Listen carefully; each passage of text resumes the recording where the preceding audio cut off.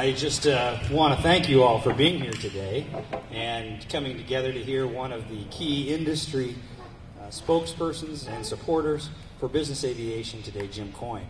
Let me tell you first a little about the National Air Transportation Association, NATA, which I'll refer to it as. That's, I think, the first time I've really ever said the entire acronym out in one sentence.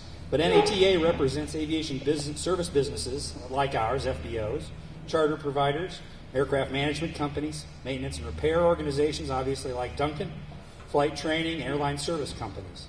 It was founded in 1940 and it aggressively promotes safety and the success of aviation service businesses through its advocacy efforts before government, the media, public, as well as providing programs and forums to further its members' success. Next, let me tell you a little bit about Mr. Coyne. He was born in Virginia, and so that means we have to be nice to him, all of us Nebraskans. Grew up in Philadelphia, suburban Philadelphia, and had an undergraduate degree from Yale and then attended Harvard. During the 70s, he was CEO of a family business in Philadelphia. He defeated an entrenched incumbent congressman in 1980 and was then chosen to serve in the White House as a special assistant to President Ronald Reagan and director of Office of Private Sector Initiatives. The NATA, representing nearly 2,000 large and small business aviation businesses, selected Mr. Coyne as its president in April of 1994. For the past 25 years, he's been an active pilot with instrument and multi-engine ratings. Flew in on the NATA CJ. Is that correct today? So using business aviation to get to Lincoln, Nebraska, and we appreciate it.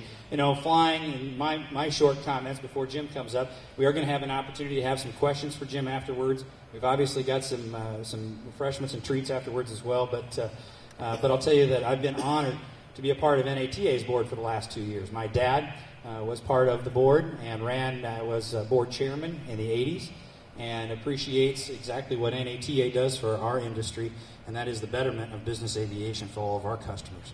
So again, thank you for all being here today. Thank you for what you do for business aviation, and enjoy Jim's talk. Thanks.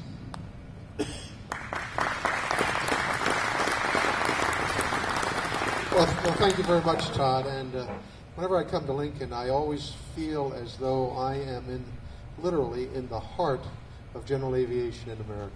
I mean, I don't know if anyone's ever used this term, but you really feel like this is the central place in aviation in America today. And when you think about people with heart, you can't think of a better family than the Duncan family. And I want to congratulate you, Todd, and your dad, and your granddad.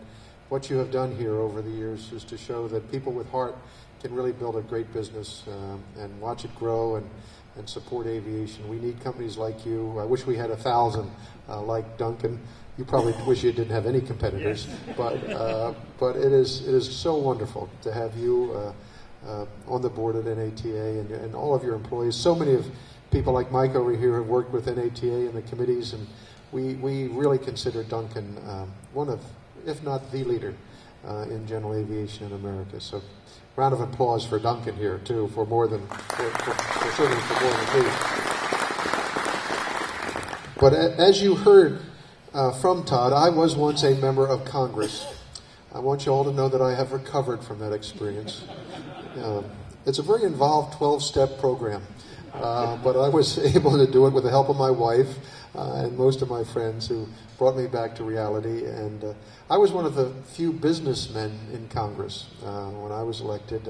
Came from a family business, very much like Duncan. I was, in fact, the 4th generation in my family business, and of course, it goes back a long time in Philadelphia.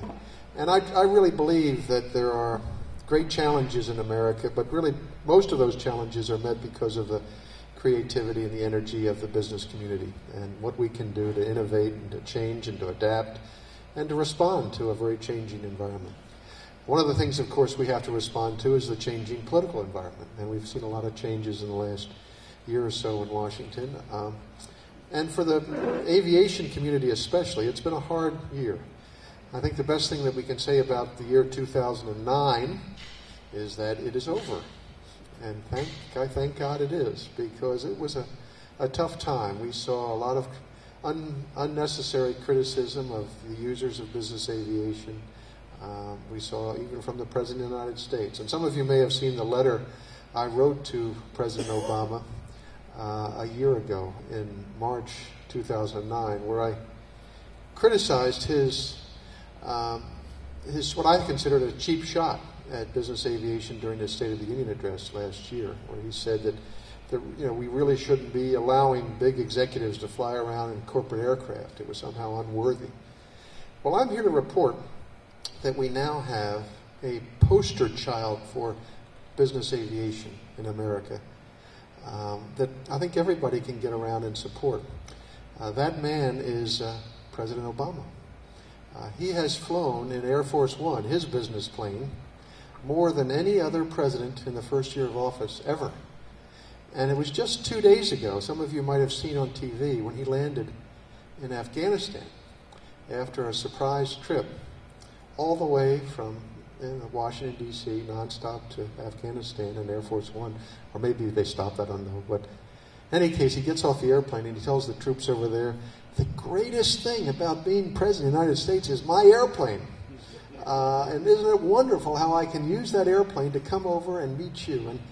And in the letter that I wrote to Obama back last March, I said to him, you've only been president for a few months last year, but I guarantee you're going to find that one of the most valuable tools that you have in being president of the United States is Air Force One.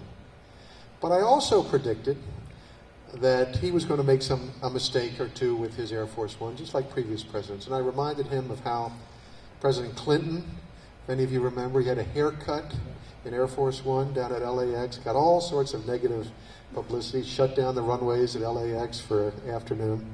And then I reminded him how President George Bush, sitting in Air Force One, flying over the Katrina hurricane down in New Orleans, didn't land, but just flew over and had pictures of him taken in Air Force One.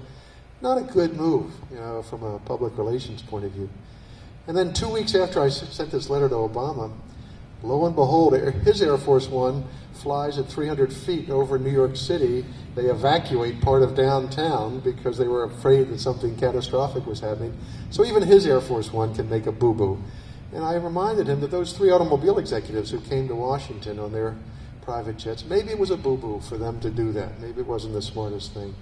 But for them, 99 times out of 100, their use of their airplane is absolutely essential for them to do their job, just as it is for President Obama, who uses Air Force One so effectively. And Lord knows, I think it's wonderful that he's flying Air Force One. But the point I made to him in the letter was, he is not the only president with a small p in our nation. There are hundreds and hundreds of thousands of people who have that title president, president of international paper, president of whatever the company may be, president of a university, president of a hospital, president of all sorts of people, and vice presidents, and sales managers, and all sorts of people like that who need to have the benefit of private aviation. And I begged him last March to stop this negative rhetoric on business aviation, and thankfully, he's been pretty quiet in terms of his criticism. And I think